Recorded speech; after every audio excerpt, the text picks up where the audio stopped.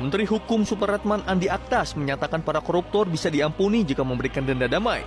Kewenangan denda damai dimiliki oleh Kejaksaan Agung lantaran undang-undang tentang kejaksaan yang baru memungkinkan hal tersebut.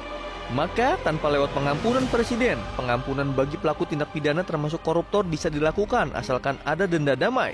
Supratman menjelaskan yang dimaksud dengan denda damai adalah penghentian perkara di luar pengadilan dengan membayar denda yang disetujui oleh Jaksa Agung.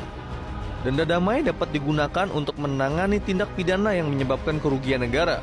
Meski demikian, implementasi denda damai masih menunggu peraturan turunan dari Undang-Undang tentang Kejaksaan.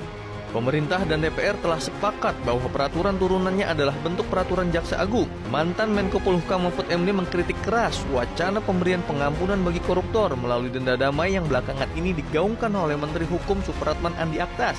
Mahfud menilai wacana tersebut salah kaprah lantaran denda damai diperuntukkan bagi tindak pidana ekonomi seperti kasus bea cukai dan pajak, bukan untuk tindak pidana korupsi. Menurutnya, Undang-Undang Tindak Pidana Korupsi tidak membenarkan gagasan tersebut. Lebih lanjut, Mahfud mengatakan tidak ada tindak pidana korupsi yang diselesaikan secara damai. Ia pun menyarankan agar pemerintah tidak mencari-cari dalil pembenaran untuk memaafkan para koruptor. Sementara itu, Kepala Pusat Penerangan Hukum Kejaksaan Hardy Siregar menjelaskan bahwa mekanisme denda damai tidak berlaku untuk penyelesaian kasus tindak pidana korupsi. Sebab kasus korupsi memiliki kerangka hukum tersendiri melalui Undang-Undang Tipikor dan tidak masuk dalam kategori tindak pidana ekonomi yang dapat diselesaikan dengan denda damai.